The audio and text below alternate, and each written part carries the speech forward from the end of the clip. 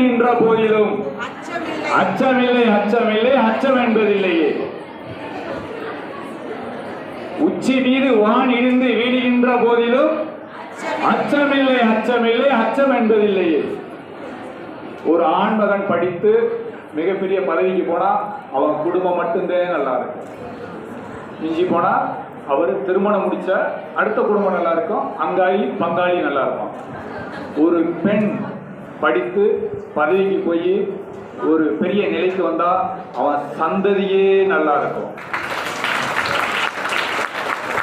அதனால மக்கா படித்து விடு. எப்படி படிக்கணும்? உச்ச நிலை தொடும் வரை படிக்க வேண்டும். இந்த நல்ல ஒரு தருணத்துல உலக மகளிர் தின விழாவுக்கு என்னை போன்ற விவசாயியும் கூப்பிட்டு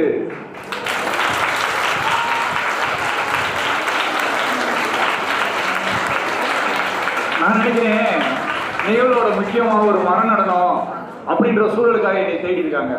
அந்த தருணத்தில் இந்த சக்தி குழுவினர் மற்றும் கல்லூரி நிர்வாகத்திற்கும் மேடையை அலங்கரித்துக் கொண்டிருக்கக்கூடிய மக்களின் மருத்துவர் அண்ணன் சரவணன் அவர்களுக்கும் நன்றிகள். ரெண்டே விஷயம்தான். நீர் மேலாண்மை.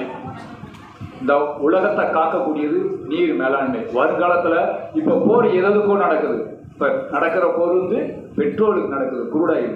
ஆனால் இன்னும் இன்னைக்கு 2026 இருக்கும், 2046 கட்டாயம் 4ஆம் உலகப் போர் வந்தால் நீருக்காக மட்டுமே நடக்கும். அப்ப அந்த நீரை நம்ம எப்படி சேமிக்கணும்? நீர் மேலாண்மை மிக மிக முக்கியம். நீரை எப்படி சேமிக்கணும்? அன்றாட காலையிலிருந்தே நம்ம நீரை மிச்சப்படுத்தலாம்.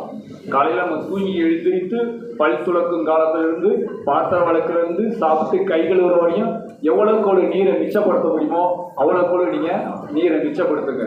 மிச்சமாகிற நீரை வீட்டில் தொட்டி, பழைய பாத்திரங்கள், பழைய டப்பாக்கல்ல கத்திரிக்காய், வெண்டைக்காய், சீனி வரக்காய், மிளகாய், இந்த மாதிரி வாழை, இந்த மாதிரி சிறு சிறு செடி கொடி மரங்களை நட்டு ரோசா பூ நடலாம்.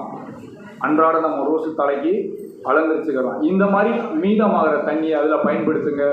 குளிக்கும் போது ஷவரில் குடிங்க, பாத்திரத்தில் குடிக்க முயற்சி பண்ணுங்க.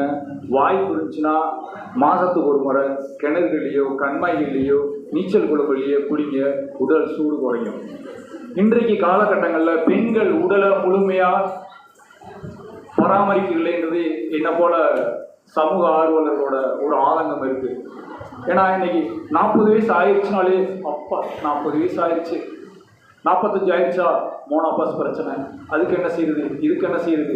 சட்டங்கள் பல வழியில மேடம் சொன்ன மாதிரி பாதுகாக்குது. ஆனால் உங்களுடைய உடலை நீங்க மட்டும்தான் பாதுகாக்கணும்.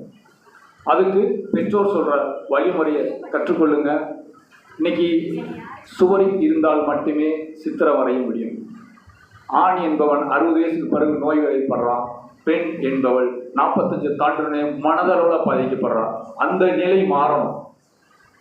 அந்த நிலை மாறணும். மாறுறதுக்கு மாணவிகளால உங்களால மட்டும்தான் முடியும்.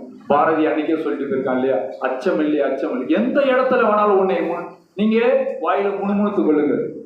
சரிங்களா? அதுபோக நேர மேலாண்மை. கல்லூரிக்கு நம்ம 9 மணிக்கு உள்ள வரணும் அப்படின்னா காலையில இரவுல நீ 10 மணிக்கு தூங்க ஆரம்பிச்சிட்டீங்கன்னா காலையில 4:30 மணிக்கு எந்திரிச்சு 5 மணியை போல ஒரு மணி நேரம் படிக்கலாம், ஒரு மணி நேரம் வீட்டு வேலையை பார்க்கலாம். முடிச்சுட்டு 9 மணிக்கு கல்லூரிக்கு வரணும் அப்படின்னா நீ 7:20 வீட்டை விட்டு பரப்பிடுங்க. கல்லூரி 9:10 ஆரம்பிக்குதுன்னா நம்ம 8:50 இங்கே வந்துடணும். நேர மேலாண்மை முக்கியம். வாய்ப்பு இருக்கும் பட்சத்தில் வேற ஒரு தருணங்கள்ல இதே கருத்தரங்கள்ல இதன் சார்ந்தோ நான் பிறர் சார்ந்தோ நான் பேச காத்திருக்கிறேன். வாய்ப்பு எனக்கு கொடுக்க வேண்டும் என நான் இந்த தருணத்தில் நான் கேட்டுக்கொள்கிறேன். நான் நேர சூழல் இன்னொரு பள்ளி எனக்காக காத்துக்கிட்டு இருக்கு, அரசு பள்ளி.